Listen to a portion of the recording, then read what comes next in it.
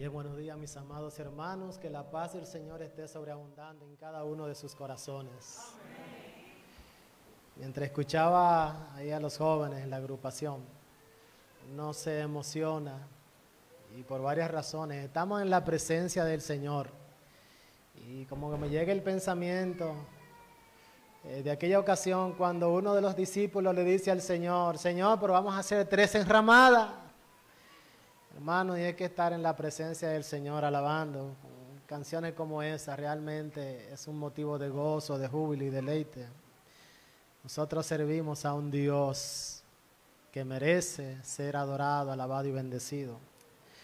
También me emocionaba porque yo digo, wow, yo me estoy poniendo un poco más grande y los muchachos se van poniendo jóvenes. No es que uno se está poniendo viejo, no. Uno va creciendo y los muchachos van rejuveneciéndose más, vamos a decir. Y yo veía a Benjamín, a Josué, que ya es doctor en veterinaria, y yo digo, wow. Pero también veía a Bieli y me emocionaba. Miren, ustedes saben cómo nosotros estuvimos acá y el contacto que teníamos con los jóvenes. Y una de las cosas que más alegran nuestros corazones es ver los jóvenes sirviendo al Señor. Uno vio a Josué prácticamente nacer, a Bieli, ponerle los pampers y todo eso, a Tuti. Ver a Isaías ministrando ahí a Melvin en el teclado, y uno dice, Señor, gracias. Y uno puede mencionar tantos. Hermano, qué bueno es el Señor. Ciertamente durante todo este tiempo de pandemia no habíamos estado en este lugar y ya todos sabemos la causa, la pandemia.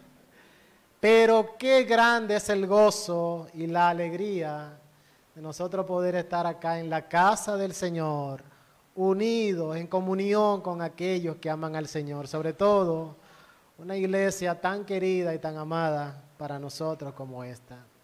Así que Ruth y yo, nuestros hijos, damos gracias al Señor por permitirnos estar acá en nuestra casa, aunque nosotros estamos allá en Santiago desde hace unos años, pero siempre sentimos que este es nuestro hogar.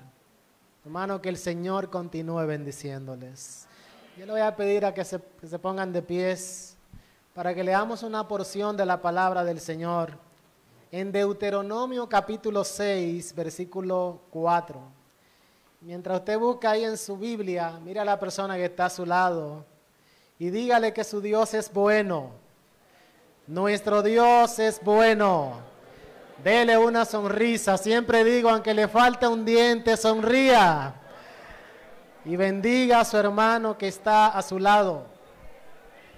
Deuteronomio capítulo 6, versículo 4. Y vamos a leer hasta el versículo 9. Dice la palabra del Señor. Oye Israel, Jehová nuestro Dios, Jehová uno es. Y amarás a Jehová tu Dios de todo tu corazón y de toda tu alma y con todas tus fuerzas. Y estas palabras que yo te mando hoy estarán sobre tu corazón y las repetirás a tus hijos y hablarás de ellas estando en tu casa y andando por el camino y al acostarte y cuando te levantes. Y las atarás como una señal en tu mano y estarán como frontales entre tus ojos y las escribirás en los postes de tu casa y en tus puertas. Padre, gracias te damos. Es hermoso estar en tu presencia. Es hermoso, Señor, poder recordar los triunfos de la cruz. Es hermoso participar de esta comunión, la comunión de los santos. Gracias también por el privilegio de poder presentarnos ante tu palabra. Señor, y al hablar la misma lo hacemos con temor y temblor, sabiendo que hablamos de parte tuya a tu pueblo. Así que, Señor, usa tu palabra y permítenos que al meditar en ella, nuestros corazones tengan una voluntad dispuesta no solo para oír, sino también para hacer lo que tú nos dices que hagamos. Señor, suple las insuficiencias de tu siervo y guíanos en este tiempo. Te lo pedimos en el nombre de Jesús. Amén. Muchas gracias. Pueden sentarse. Bueno, en una entrevista que se le hiciese al expresidente de los Estados Unidos, George H.W. Bush, el padre, porque también tuvo un hijo que fue presidente, se le hizo la siguiente pregunta: ¿cuál ha sido el mayor logro de su vida? Oiga bien, ¿cuál ha sido su mayor logro en la vida? Y el expresidente pudo haber hecho mención de una serie de cosas que eran grandes logros para cualquier humano. Él pudo haber resaltado el gran éxito que tuvo como piloto de la Marina durante la Segunda Guerra Mundial. Él pudo haber expresado que fue el vicepresidente de uno de los gobiernos más queridos, el gobierno de Ronald Reagan. Quizás pudo haber mencionado su propia campaña, que fue también una campaña presidencial de gobierno exitosa en los Estados Unidos, o cómo él fue el presidente o jefe de la CIA, la compañía de inteligencia, o como embajador de los Estados Unidos en China, o quizás como aquel que dirigió la Operación Tormenta del Desierto, recuerdan, los más maduros, más adultos, en el 92. Él pudo haber dado un sinnúmero de razones, logros humanos, que le hubiesen dicho: este es el logro de mi vida. Sin embargo, me llama la atención que la respuesta a esa pregunta fue la siguiente: mi mayor logro en la vida es que mis hijos todavía vienen a verme. Un hombre ya bien entrado en edad, él declaró: mi mayor logro es que mis hijos todavía vienen a visitarme. Y miren, uno puede pensar, como dice la hermana, la hermosura de la declaración. Sin embargo, siendo honestos, nosotros como creyentes quizás vemos el mayor logro como algo más supremo, un poquito más elevado. Pero sí me llama la atención el valor que tenía la familia para este hombre con tantas ocupaciones y que él quería dejar un legado aún no siendo cristiano. Ahora bien, en la mañana de hoy nosotros quisiéramos hablar sobre la piedad familiar. Y aunque vamos a estar hablando por sobre todo a los padres, también a los hijos vamos a hacer una aplicación al final. Yo quisiera hacerle la misma pregunta a ustedes, padre. ¿Cuál es el mayor logro que usted puede tener en la paternidad? ¿Cuál es la meta más grande que un padre cristiano puede tener? Y antes de que usted me dé su respuesta, vaya pensándola. Yo quisiera que a lo largo que nosotros vayásemos meditando en la mañana de hoy, usted pueda tener una respuesta como esta: mi mayor logro como padre es que mis hijos sean piadosos. Y luego vamos a ver por qué.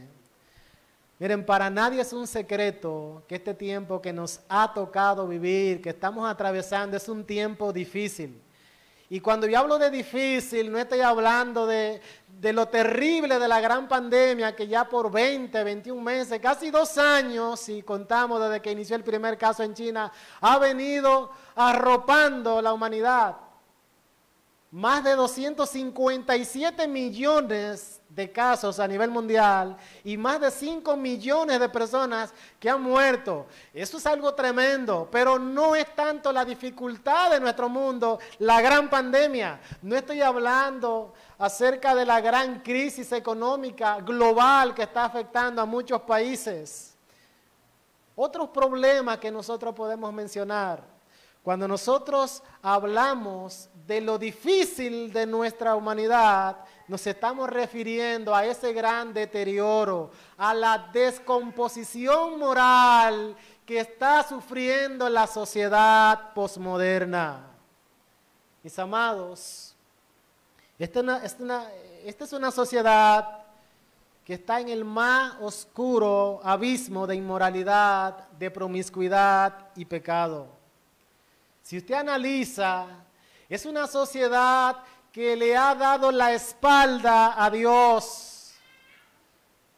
Nuestra nación, nuestro país, la República Dominicana, no es tampoco la excepción en esta situación. Y vemos que esto, no solo a nivel mundial, sino también a nivel local, acá en República Dominicana, ese deterioro va permeando todas las áreas de la sociedad, incluyendo la principal, que es la familia. La familia, algo que Dios creó para que fuese el núcleo de toda institución, ahora toda esta descomposición moral, todos los ataques del enemigo están siendo dirigidas a ellas. Yo veía hace un par de semanas cómo la Oficina Nacional de Estadística, la ONE, decía que en el año antepasado, no el 2020, el 2019, que se registraron, ellos pudieron registrar todos los casos, hubo 51.300 tantos matrimonios registrados. ¿Saben cuántos divorcios hubo en ese año? 26.700 y pico. Es decir, más de un 50%. 51.000 matrimonios, 26.000 divorcios. Vamos a poner así. Con el agravante de hay que ver cómo está la situación de aquellos que permanecen juntos. Hay una de las peores noticias, hace unos años atrás publicó uno de los programas noticiosos nacional, Nuria en el 9, y decía que una de las peores noticias de ese año es que todavía acá en el país no se había legalizado el aborto. Un claro atentado, y ellos llaman, es la libertad de decidir, no, es un claro atentado a la vida y opuesto a los propósitos de Dios. Y le llaman libertad de decisión. Hermanos, la organización de desfiles homosexuales, el orgullo, porque ahora es un orgullo, el orgullo gay, en donde se hacen caravanas encabezadas incluso por personalidades de preponderancia en la sociedad, políticos, figuras del espectáculo, todo para presentar como un hecho plausible y digno de admiración, algo que Dios en su palabra dice que es bochornoso, que es rebeldía contra Él y que es un atentado claro contra la familia y el diseño que Dios ha puesto sobre la misma. Y si a esto, a todo este atentado moral contra la familia, nosotros vemos cómo está la sociedad que se va construyendo cada vez más sobre el materialismo. Para mí sencillamente es hasta chocante cómo se va replanteando todo en la sociedad, incluso los principios que ya Dios ha dado en su palabra sobre la paternidad, y hacen uso de una filosofía sutil pero destructiva. A mí me parece, en algunos casos, como que da la sensación que muchos padres ven a sus hijos más como una carga que como una bendición. Y a la hora de criar en esta sociedad, se está dando más prioridad a la consecución de un título que al educar una vida. Se está dando o se está valorando más la capacidad de dar cosas que darse a sí mismo y de dar a Dios, sobre todo en los cristianos. Y todo se va replanteando en una sociedad que es inmoral, pero que también es materialista y egocéntrica. Y mis amados, el gran peligro para nosotros como iglesia y como padres es que podamos masificarnos y ver como normal lo que Dios dice que es anormal. Y que sin darnos cuenta vayamos abrazando en nuestro estilo de vida todas esas filosofías escondidas, sutiles, y la vayamos incorporando a nuestro modo de vivir. Recuerden las palabras de Pablo: no se amolden, no tomen la forma de pensar de este mundo, sean transformados vuestro entendimiento por la palabra de Dios. Y es en este punto en donde, viendo cómo está la situación y al analizar la palabra, que en esta mañana nosotros, a manera de meditación, queremos hacer un llamado para que nosotros tengamos bien en claro la piedad familiar. La piedad familiar. Hermano, pregunto, ¿cómo está tu familia?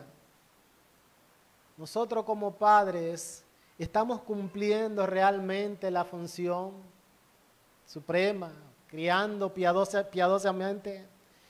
Los hijos somos nosotros, porque también somos padres, somos hijos. Somos nosotros entes de impulso para que la piedad en la familia esté creciendo. ¿Cómo están nuestras familias?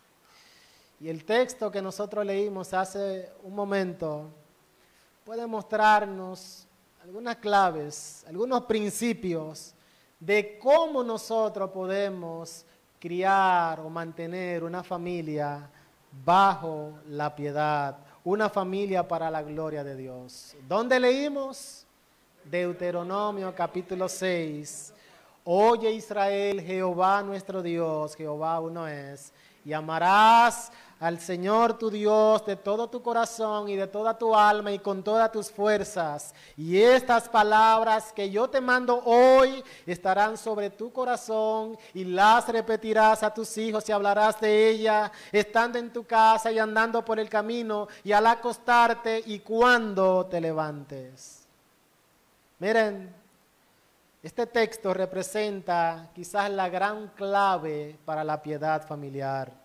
De hecho, aunque nosotros lo vamos a estar aplicando en la vida de la familia, un texto como este puede llevarnos a definir todas las áreas de nuestra vida cristiana. Algunos comentaristas han dicho que estos versículos, lo que nosotros leímos, viene a ser como la carta magna del hogar. Y yo no tengo duda de que en este texto se pueden resumir de manera breve, en un breve compás, todos los demás principios que van a ser desarrollados más adelante en la palabra de Dios.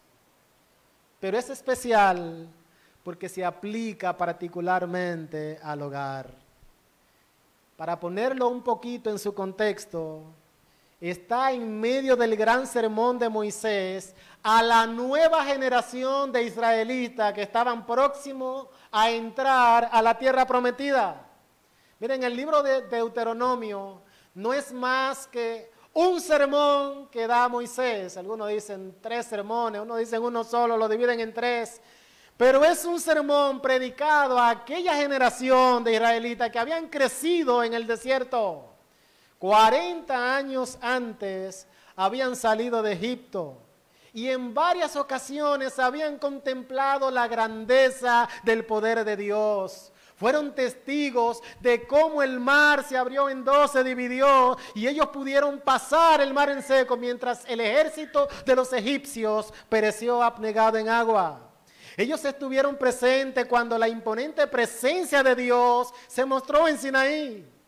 Fueron testigos del temblor en la montaña. Habían escuchado la voz como trompeta. Habían visto los milagros de Dios al proveerle agua, al proveerle comida en situaciones inimaginables en el cruel desierto. Sin embargo, luego de 40 años, ahora una nueva generación está a punto de entrar a Canaán. La tierra prometida, la tierra que fluye leche y miel. Y Moisés, ¿qué hace? Él aprovecha la ocasión para reiterar la ley y las promesas de Dios cuando ellos tomen en cuenta, obedezcan esa ley. Y para recordarles cómo deben vivir, no solo como entes individuales, sino como familia, Él entonces empieza a darle este sermón. Miren lo que dice el versículo 1. Estos pues son los mandamientos, y mantenga ahí el dedo en la Biblia conmigo, estatutos y decretos que Jehová vuestro Dios mandó para que os enseñase, para que lo pongáis por obra en la tierra a la cual pasáis vosotros para tomarla, para que temas a Jehová tu Dios, guardando sus estatutos, sus mandamientos que yo te mando hoy. Y miren qué interesante. ¿Quién? Tú tienes que obedecer. ¿Quién más? Tu hijo. ¿Y quién más? El hijo de tu hijo, toda la familia, dice, todos los días de tu vida para que sean prolongados. Oye pues Israel y cuida de ponerlos por obra. ¿Por obra? ¿Para qué? Para que te vaya bien en la tierra que tú vas a entrar, la tierra que fluye leche y miel, y os multipliquéis como Jehová Dios te ha dicho, como te ha dicho Jehová, el Dios de tus padres. Es todo esto lo que sirve de contexto, de escenario, de telón de fondo para el texto que nosotros acabamos de leer. Oye Israel, Jehová nuestro Dios, Jehová uno es. Y básicamente el corazón de este pasaje puede dividirse en dos enseñanzas esenciales. La centralidad de Dios y luego cómo el ser humano o cómo aquellos debían relacionarse con ese Dios. Un principio que debemos aplicar a todo el Dios y el proceso de la relación con Él, una relación basada en amor. Ahora bien, tres principios que nosotros pudiésemos considerar si queremos realmente construir familias piadosas. En primer lugar, nosotros debemos tener un claro entendimiento de quién es nuestro Dios. Nosotros debemos tener un claro entendimiento de quién es nuestro Dios. Y nosotros como padres tenemos el entendimiento, pero también traspasamos eso a nuestros hijos. El texto inicia declarando la unicidad de Dios. Oye Israel, Jehová nuestro Dios, Jehová uno es. Es la afirmación de la unicidad de Dios, de quién es Él, en medio de aquella cultura politeísta, donde todos los pueblos adoraban muchos ídolos, muchos dioses. Ellos, o Moisés empieza declarando, guiado por el Espíritu Santo, ¿quién es Dios? Es solo uno, el Dios vivo, único y verdadero. No hay más que uno, no hay muchos dioses. Y aquí nosotros tenemos la revelación de la Trinidad, Dios, el único y verdadero. Y todo aquel que está familiarizado con esta primera declaración, saben que los judíos llaman a esto el Shema judíos, por la primera expresión, oye, que es una palabra que puede, que así mismo puede traducirse, oye para que obedezcas y escuches. No es solamente oye lo que te voy a decir como una sugerencia, es oye y obedece. Es lo mismo que luego va a hablar Santiago en el capítulo 1, versículo 22. Sed oidores y hacedores de la palabra. Oye para que tú puedas obedecer. Así que empieza diciendo, oye y obedece esto que se va a decir. Jehová tu Dios, Jehová uno es. Él es el inefable, el inexplicable, inexpresable Dios. El Dios, el secreto detrás de todas las cosas, Dios. Detrás de toda la exploración del hombre, de todo lo que puede hacer el ser humano en el campo de la ciencia, la psicología, la sociología, cualquier área, Dios es la razón, es el centro y es el motivo ulterior. Cada camino, cada exploración comienza con Dios y al final termina con Dios.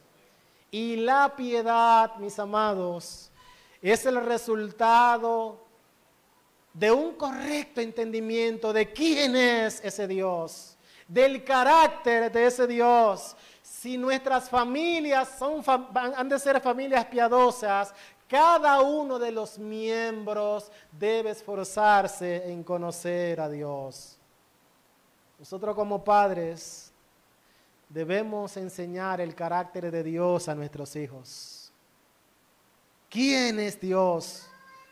Nuestros hijos deben entender que nuestro Dios es un Dios glorioso, incomprensible, inexpresable, incomparablemente glorioso y majestuoso. Él es el Dios creador, el Dios que sostiene con su palabra todo lo que hay en el universo, el Dios que merece toda la gloria. Nuestros hijos necesitan saber eso. Nuestros hijos necesitan entender que ese Dios glorioso, majestuoso, sin igual, es un Dios santo. Un Dios contra cada pecado que nosotros cometemos es una rebeldía contra Él, una transgresión a lo que Él ha dicho, y que eso transgrede también su santidad. Deben entender, deben conocer que nuestro Dios es un Dios justo, un Dios que no tiene por inocente al culpable, pero también deben entender que ese Dios glorioso, santo, justo, perfecto, es un Dios también amoroso, compasivo y misericordioso. Tanto amó que dio a su único Hijo para que todo aquel que en Él cree no se pierda, mas tenga vida eterna. Nuestros hijos deben conocer y entender el carácter de nuestro Dios.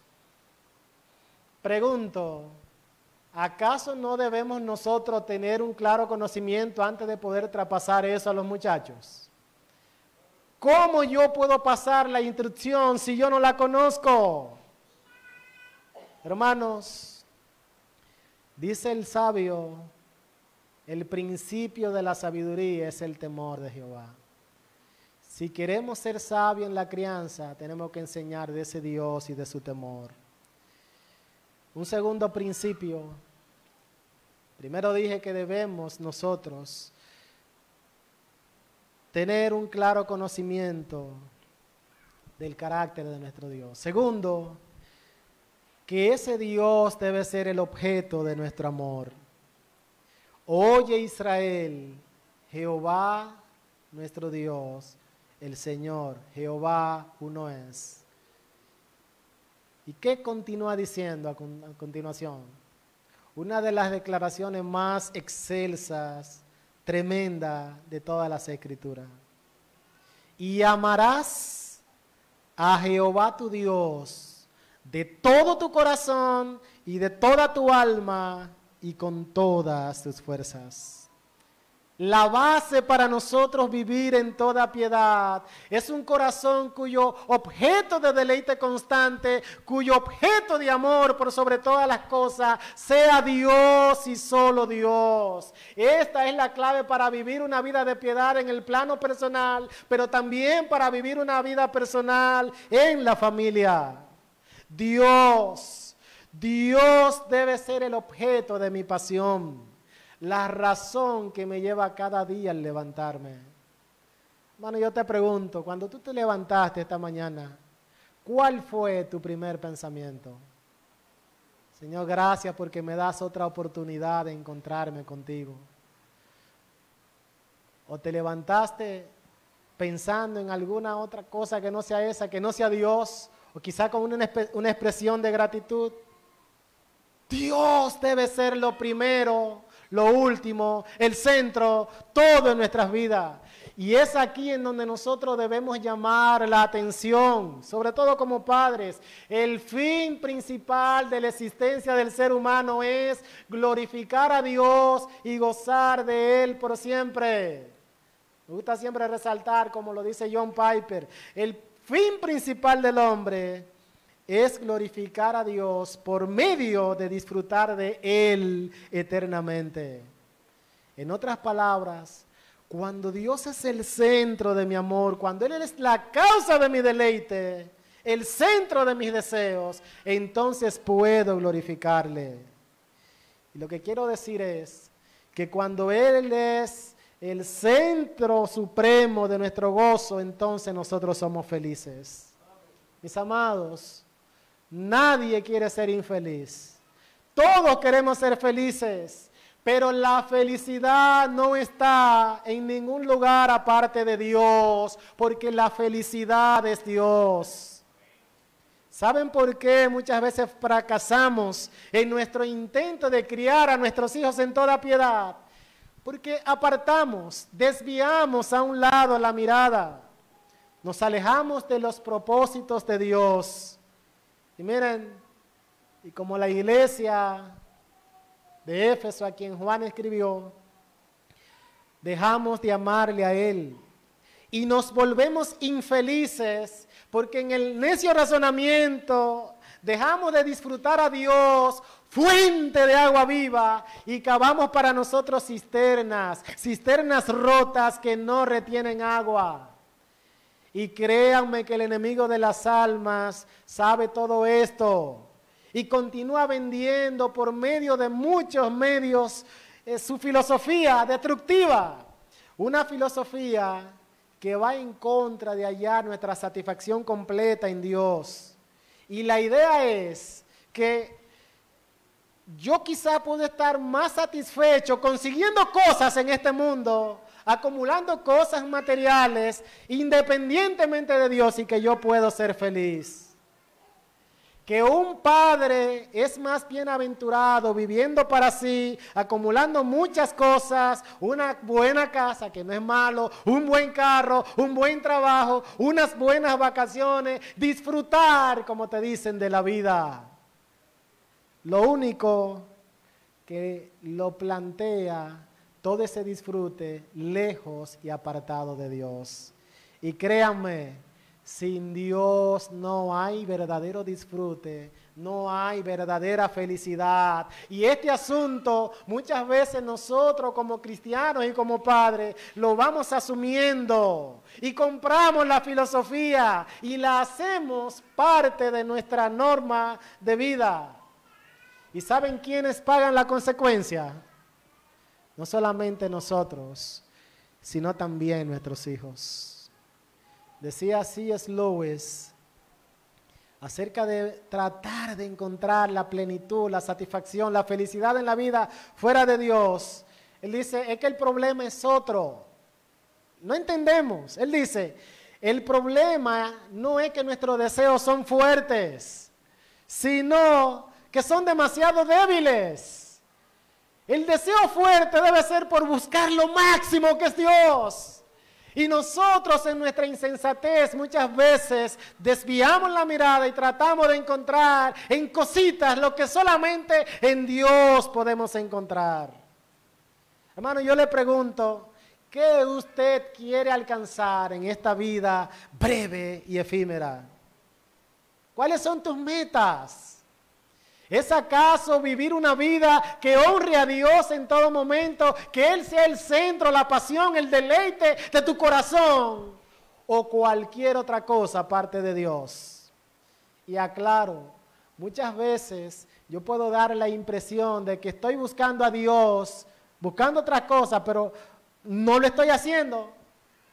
Es decir, puedo dar la impresión de estar viviendo en piedad, pero mi corazón estar amando otra cosa más que a Dios. ¿Cuáles son nuestros anhelos? Te pregunto, ¿es cierto que Dios es quien trae completa satisfacción a tu vida? Fracasamos en nuestra responsabilidad paterna cuando dejamos a Dios de lado. Y Moisés dice acá que debemos amar a nuestro Dios como con todo. Eso es con todo, de todo tu corazón, de toda tu alma, con todas tus fuerzas. Es con todo. Él tiene que ser el centro. Él debe ser la totalidad de lo que nosotros somos. Todo lo que somos, hacemos, es por Él. Y Pablo dice en Romanos 11:36, porque de Él, por Él y para Él son todas las cosas. Es ahí en donde nosotros realmente podemos encontrar propósito para la vida y traspasarla a nuestros hijos, cuando Dios es el centro de nosotros, cuando Dios es nuestro todo. Y no puedo vivir en piedad si Él no es el centro de mi vida. Y no puedo esperar que mis hijos vivan piadosamente si yo no estoy viviendo, si yo como padre me estoy ahogando en la impiedad. En primer lugar, debemos conocer cuál es el carácter de nuestro Dios. En segundo lugar, que nuestro Dios debe ser el objeto supremo de nuestro amor, por sobre todas las cosas. Y un último consejo, y quizás es donde quiero hacer más énfasis. Como padre, nosotros estamos llamados a instruir de manera diligente a nuestros hijos en la palabra de Dios. Oiga bien, nosotros debemos hacer un esfuerzo diligente en instruir a nuestros hijos en la palabra de Dios. La palabra debe ser el centro, el elemento imprescindible en la vida del hogar. Versículos 6 y 7. Y estas palabras, mírenla conmigo de nuevo, que yo te mando hoy, ¿dónde estarán? En tu corazón, primero en nosotros, y luego la repetirás. ¿A quiénes? A aquellos que están bajo tu influencia, a tus hijos, pero a veces tenemos personas también en el hogar que pueden llegar, pero los hijos. Y hablarás estando en tu casa, ¿y dónde más? La idea es que nosotros tenemos que enseñar, dar instrucción en todo lugar, tanto cuando estoy en la casa como cuando estoy en otro lugar. Generalmente en aquella cultura, el padre, los muchachos estaban en la casa y salían, quizás andaban con el padre. Y ese en todo momento sigue pasando la instrucción, sigue dando la palabra del Señor. ¿Cuándo? Cuando al acostarte, cuando te levantes. ¿Entiendes lo que está diciendo? Es decir, en todo tiempo.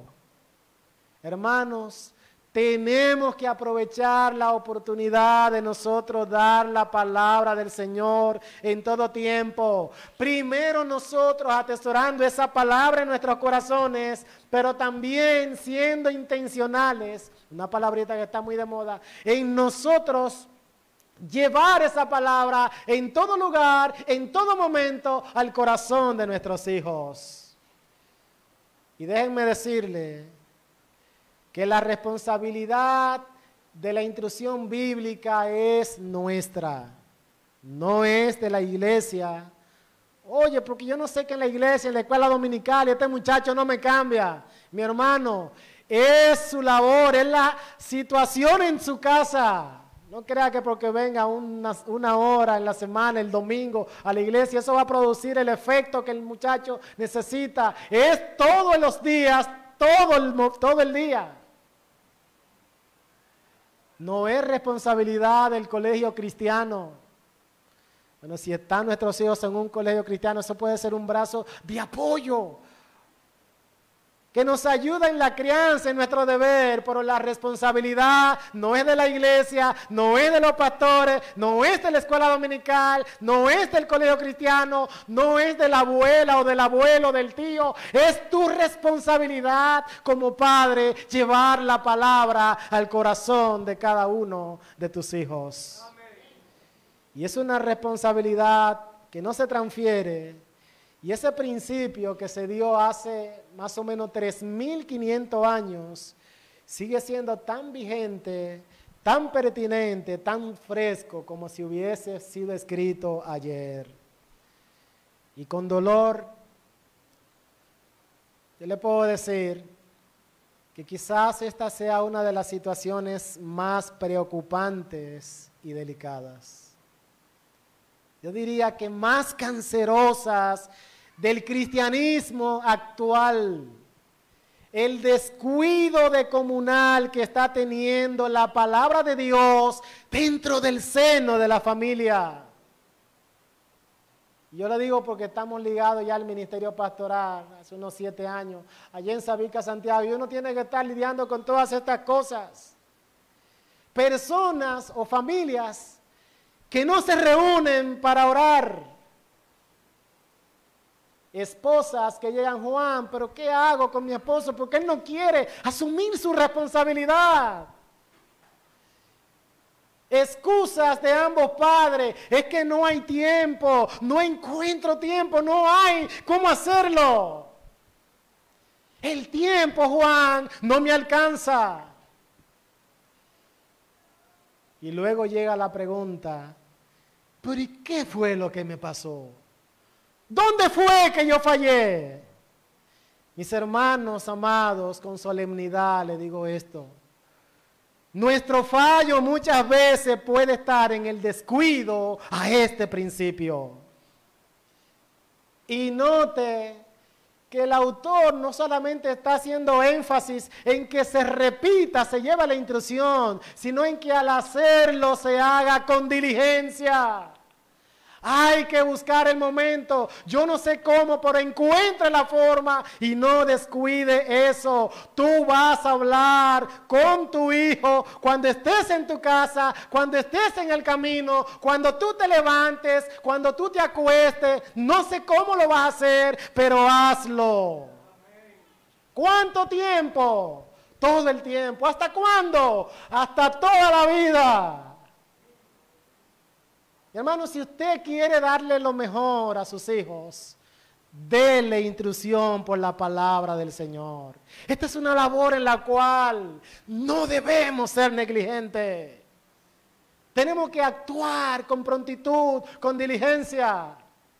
Hay un gran incendio, oye, se está quemando la casa ahí en la esquina, pero la casa que se está quemando no es la casa de otro, es su casa. ¿Qué usted hace? Oye, déjame ir con toda calma, tomando un vasito de agua que encontré en el camino, aquí está, y fui, mira, encontré una botellita, y allá fue. No, miren hermano, usted no va tranquilo, usted llama, ¡fuego! ¡Vengan los bomberos! Todos los vecinos, todos vengan. Usted va a poner todo su empeño, ¿por qué? Porque su casa se está incendiando. Usted no va con negligencia, con pereza, usted va con todo para salvar su casa. Y es así como nosotros tenemos que hacerlo con la instrucción de la palabra del Señor. No podemos dejar que nuestros hijos sean destruidos mientras nosotros somos indiferentes. Dice el salmista, herencia de Jehová son tus hijos. Mis amados, yo no sé cómo decírselo. Usted quiere ser realmente un padre exitoso. El éxito no viene por cuántas cosas podemos darle. Claro, tenemos que darle manutención, tenemos que darle salud, tenemos que llevarle en sus estudios, pero sobre todo sus almas, nosotros somos vigilantes. Nosotros tenemos que responder, porque esos muchachos no son nuestros, son de Dios. Herencia de Jehová son los hijos. A mí de manera personal me llama mucho la atención el concepto que los puritanos, aquellos hermanos siglo XVI, XVII, y quizá algunos en el XVIII, tenían acerca del hogar. Para ellos el hogar era considerado una pequeña iglesia. Oiga bien, una mini iglesia donde el padre era el pastor. Y si se comprobaba que un padre estaba siendo negligente en cuanto a la adoración familiar, lo llamaban, mira, pero ¿qué es lo que pasa? Pero si el padre no cambiaba, ¿saben qué pasaba? Lo ponían en disciplina, como nosotros decimos. Era puesto hasta que él pudiese resolver esta situación.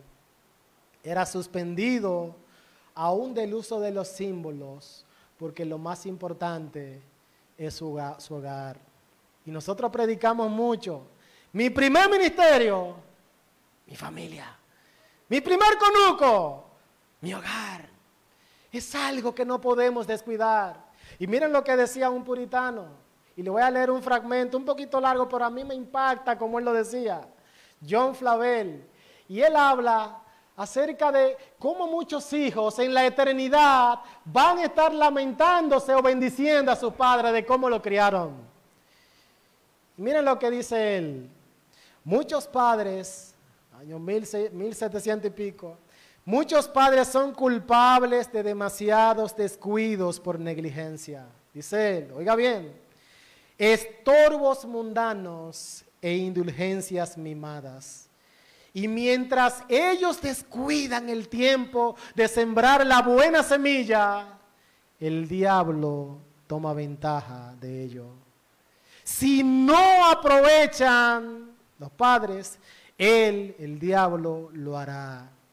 Si no les enseñan a orar, él les enseñará a maldecir, a perjurar y a mentir. Si no le ponen la Biblia en sus manos, el diablo le pondrá copias obscenas. Ya no es copia que le pone, agarra el celular, la pantalla y por ahí le pone todo lo que no debe. Dice él, hay otros que enseñan a sus hijos tan profanamente que con su ejemplo le muestran los últimos perjurios que fueron acuñados en el infierno. Le enseñan a denigrar, a burlarse de toda piedad seria, y los sinceros profesantes de estos sonríen al escuchar el énfasis con el que puede hablar el dialecto de los demonios. Oye, pero mira qué mala palabra dijo, ¡ay, qué bonita la dice! La celebran. Dice acá el autor, tales familias son criaderos para el infierno.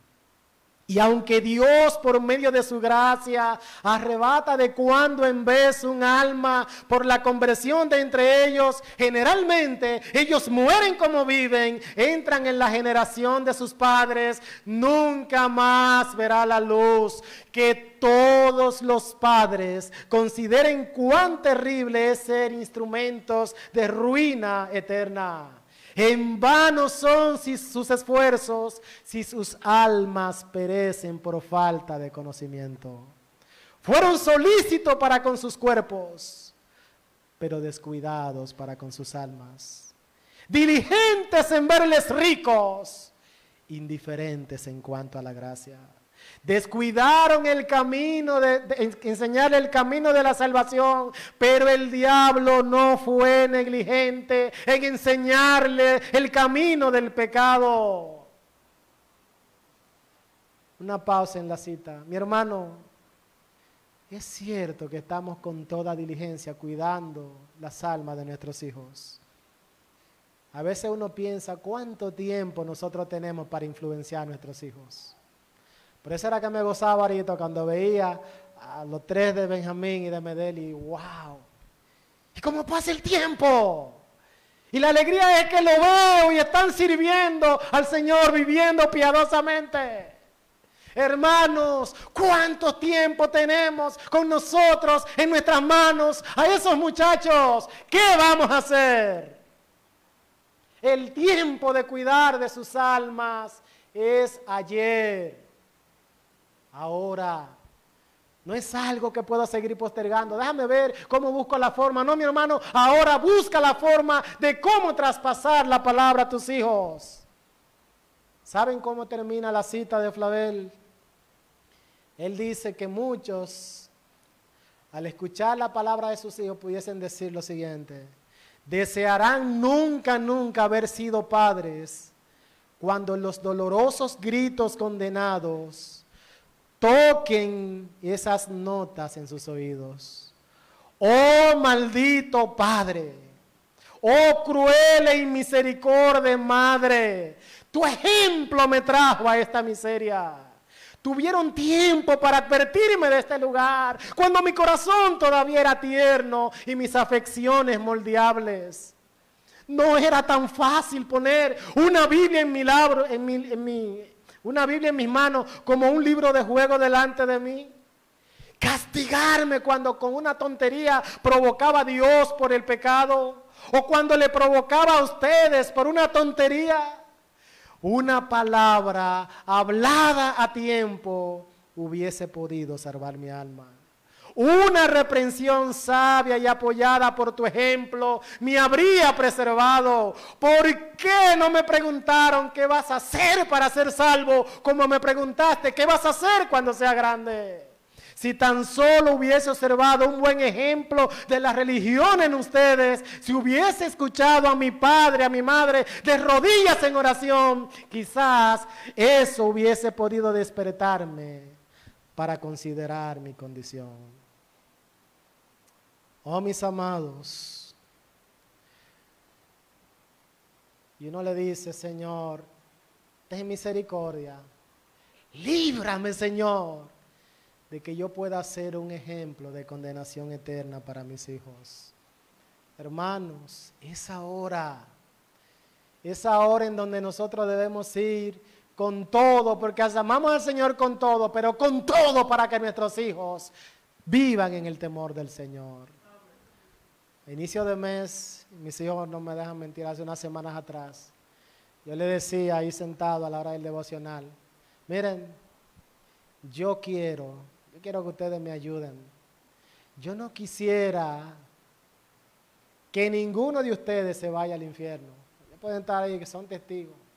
Ayúdenme en esta labor de criar. Yo le decía, yo le puedo dar comida, yo se la doy, yo le puedo dar alimento, estudio, yo le puedo todo. Pero ayúdenme a darle lo más importante, que es la palabra de Dios, a darle Dios mismo. Mis hermanos, el llamado es para que nosotros seamos esforzados en ser familias piadosas, a orar por nuestros hijos. Yo nunca dejo de mencionar el impacto de tener una madre que ora.